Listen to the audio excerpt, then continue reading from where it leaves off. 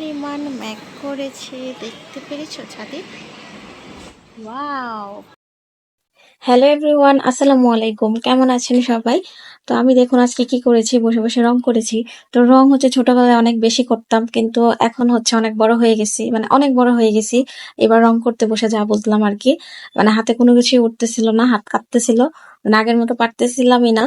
যদিও একসময় এগুলো খুবই পছন্দের কাজ ছিল।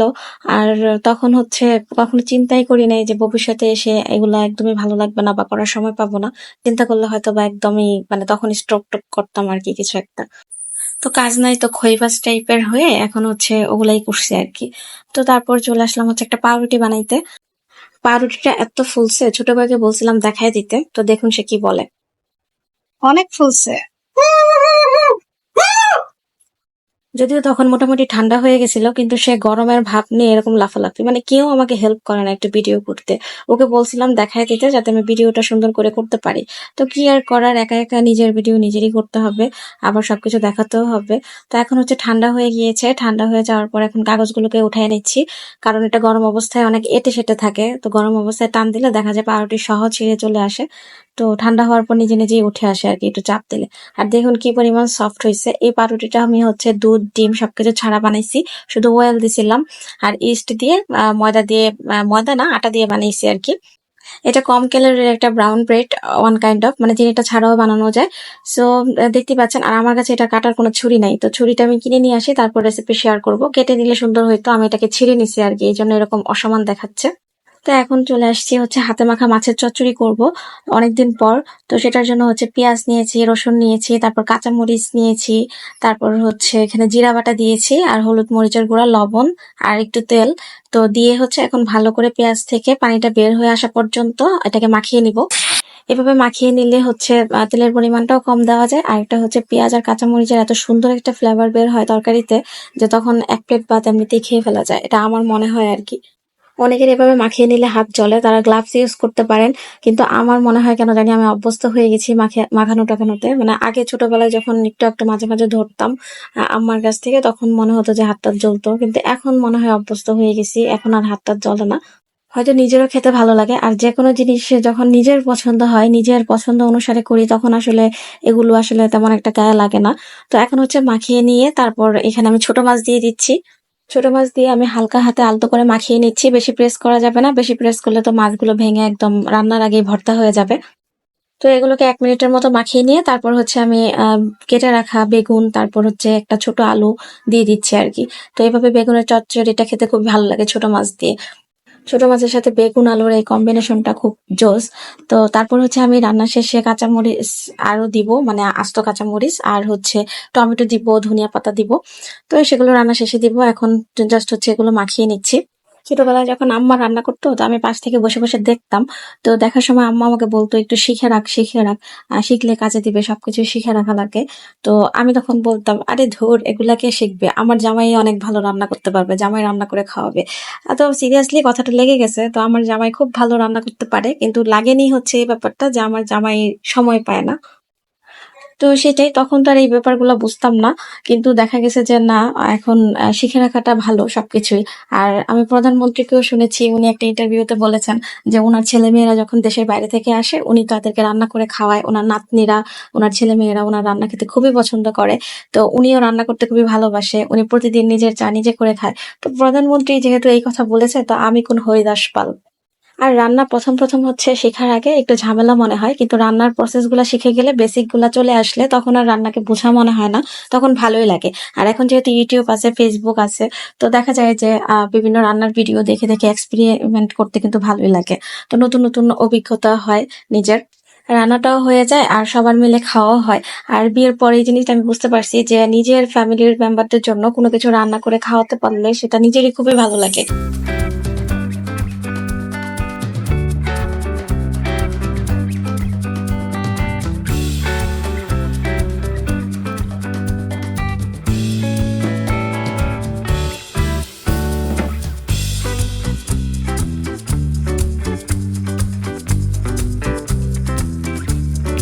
তো অনেকদিন ধরে হচ্ছে মাছের মাথাটা তো অনেকগুলো জমছে ফ্রিজে।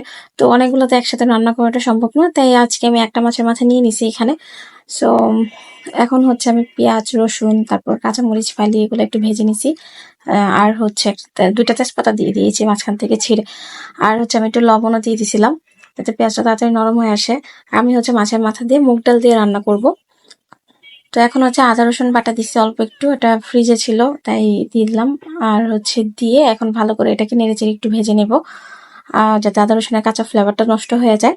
তারপর বেসিক মশলা যেগুলো যেগুলো দরকার, হলুদ মরিচ ধনিয়া জিরা লবণ আর একটু দিয়ে দিচ্ছি।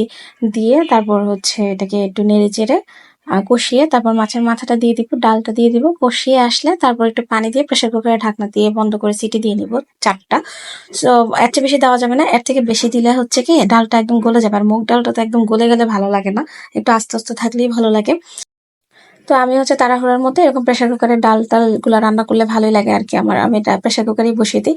আর আলাদা করে কড়াইয়ে কষিয়ে নিয়ে তারপর হচ্ছে প্রেসার কুকারে দেওয়ার কোনো দরকার নেই, কারণ প্রেসার কুকারের ঢাকনাটা খুলে নিলে সেটা তো একটা পাতিলের মতোই কাজ করে, তাই না? আলাদা করে কষানোর তো কিছুই নেই। আমি সবসময় প্রেসার কুকারেই কষিয়ে নিই, তারপর পানি দিয়ে ঢাকনাটা বন্ধ করে দিই আর কি। আর ঈদের আগে তো একটা কথা আমাদের বাসায় চলেই যে হচ্ছে ঈদের আগে মাংস খাওয়া যাবে না। মানে ঈদের 3 থেকে 4 দিন আগ থেকে মাংস খাওয়া বন্ধ, বাসায় কোনো মাংস হবে না, তাহলে ঈদের দিনে মাংসটা খেতে নাকি বেশি টেস্ট লাগে। তো এটার কতটা সত্যতা আছে আমি জানি না, কারণ ছোটবেলায় হচ্ছে গরুর মাংস টাংস দেখলে, মানে আমার একটা ফোবিয়া আছে যে গরুর মাংস বা মাছ বা এগুলো যখন অনেক অনেক বেশি পরিমাণে দেখি তখন হচ্ছে এগুলো আমার খেতে ইচ্ছা করে না। তো ছোটবেলায় একদমই খাইতে চাইতাম না ঈদের দিন।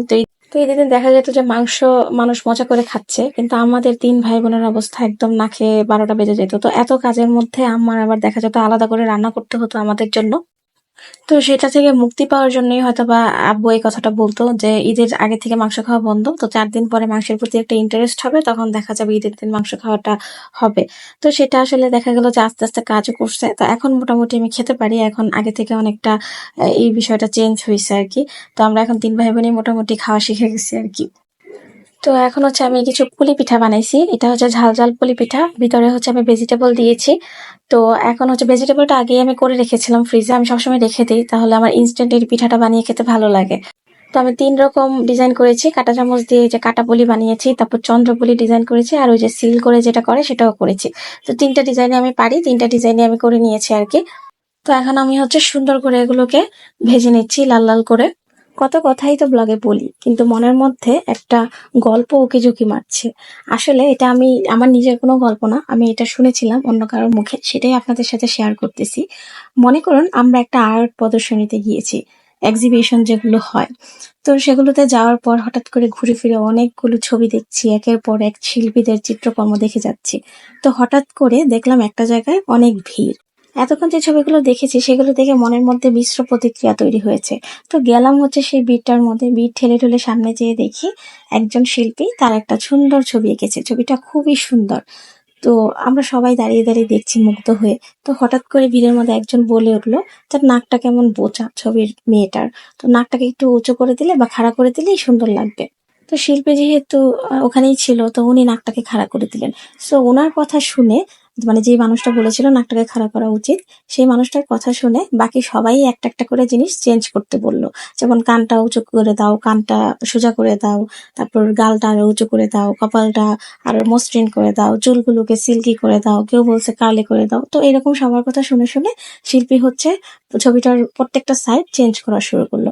তো আস্তে আস্তে দেখা গেল যে ছবির পাশ থেকে যে মানুষগুলো এতক্ষণ ভিড় করে দেখছিল, সেই মানুষগুলো আস্তে আস্তে সরে যাওয়া শুরু করলো এবং ভিড় কমতে শুরু করলো। আস্তে আস্তে খেয়াল করলাম ছবিটার কোনো সৌন্দর্যই বাকি রইলো না। প্রতিটা মানুষ তার নিজ নিজ বৈশিষ্ট্য অনন্য, কেউ কারোর মতো হতে পারে না, বা নিজেদের মতো করে আমরা তাদেরকে চেঞ্জও করতে পারি না, তাহলে তার নিজস্ব বৈশিষ্ট্য নিজস্ব সৌন্দর্য সবই হারিয়ে যায়। একবার ভেবে দেখুন তো, ছবিটা ঠিক করার নামে আমরা যেটা করেছি সেটাকে একদম ঠিক করেছি? আমরা তো একটা চিত্রকর্মকে ধ্বংস করে দিয়েছি, একটা সৃষ্টিকে ধ্বংস করে দিয়েছি। কেউ মোনালিসা দ্বিতীয়বার আঁকতে পারবেন না, কেউ লিওনার্দো দা ভিঞ্চি হতে পারবেন না।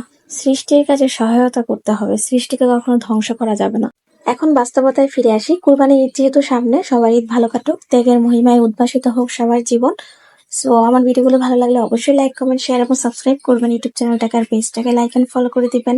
Stay connected, stay happy. ধন্যবাদ, আসসালামু আলাইকুম।